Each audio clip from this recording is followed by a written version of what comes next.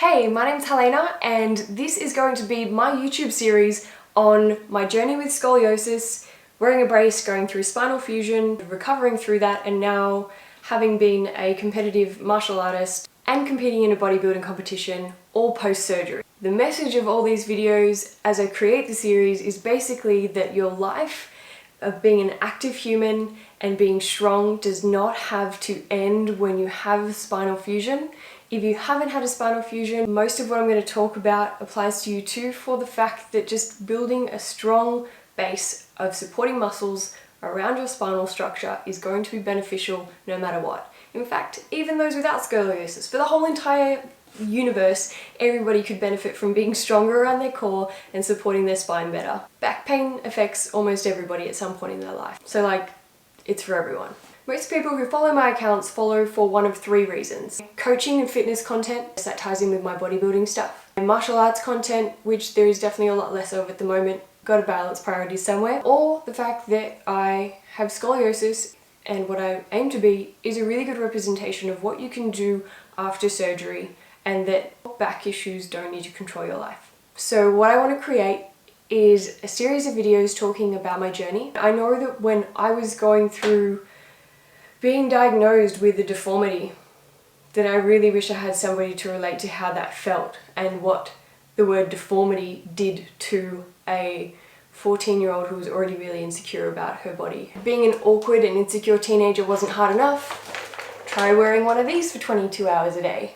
I basically only could take these off to dance, at the time I was a dancer, and to shower. You wore it to sleep, you wore it to eat. You couldn't eat much because you were compressed. This was my first one, and so I grew out of that one. This is my second one.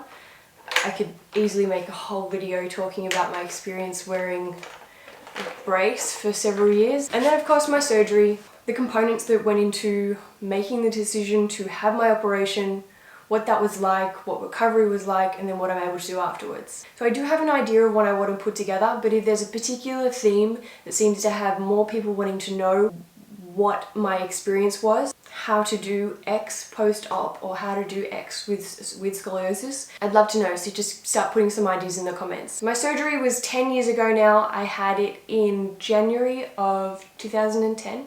I was 19 years old. Since then, I have danced on stage. I earned my black belt in karate, my first dan and my second dan black belt in karate.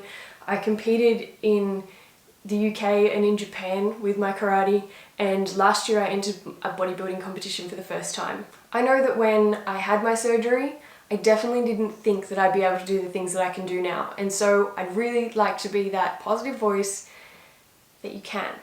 I have two 15-inch titanium rods on either side of my spine and 24 metal screws. So my scar, I don't know if it's going to focus, is right from down here up to here. So before I had my operation, I was constantly in pain, as well as being terribly insecure about my body. Not only from this scoliosis, at the time I just had a poor body image anyway, so the two combined was a really hard time. If doing a bodybuilding competition and standing on stage in front of thousands of people in a tiny little bikini asking them to judge you, and doing photo shoots on a public beach in tiny bikinis with big camera setups and stuff doesn't show that I'm now completely over my body insecurities, then I don't know what does. I still have scoliosis. There are still some discrepancies from one side of my body to the other. My shoulders sit differently, my waist is different, my hips sit a little bit different, all that kind of stuff. I really don't mind anymore. Also, just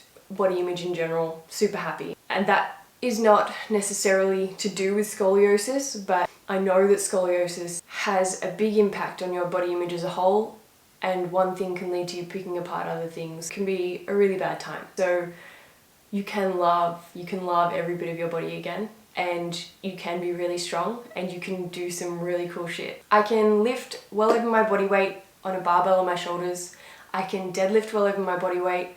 I can hip thrust more than double my body weight. The limits that exist to what I can do now are my physical limits in having a non-moving spine only. I can't twist, I can't arch, and I can't slouch. And that is it.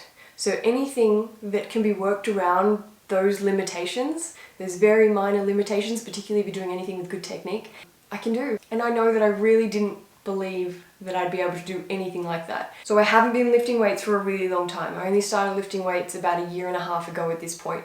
And when I started, I did exactly what I would recommend anybody else starting out a weights training program with scoliosis or with a spinal fusion to do, and that is to get a coach who you trust.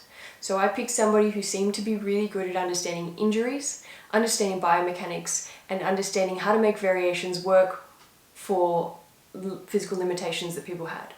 I paid a lot of money to have somebody who I trust coach me, to help me build my foundations in a face-to-face environment, and so that I felt comfortable to start adding load to my techniques. Initially I thought, I'll do weights training, but I'll just never squat and never deadlift.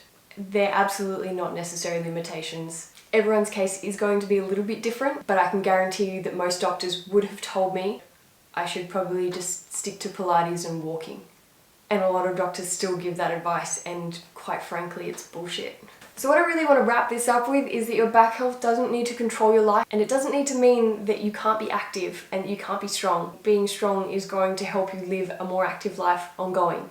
You absolutely have every right to set yourself some strength goals. You absolutely have every right to set yourself performance goals. You absolutely have every right to want to go out and try new things and not be in fear. You do have to do it with some patience. You need to learn your body, and you do need to be so much more mindful of bracing your core correctly. So you can't be a hero with lifting beyond what your technique allows to push progression that way, but it can be done. Probably 12 to 18 months post-op, I really started being able to train hard, and my world just felt so good.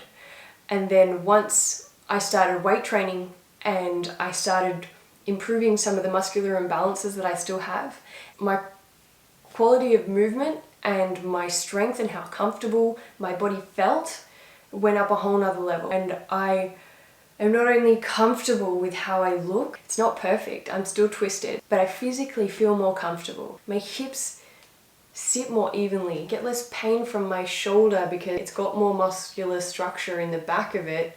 So it's not constantly sitting out of its spot and grinding or like pulling. So I want to be able to share this with as many scoliosis warriors as possible. Anything in particular that you want to know about my journey, or questions that you have about where you're up to on your journey and what to do, pop them in the comments or send me a DM. I'd love to be able to help you out.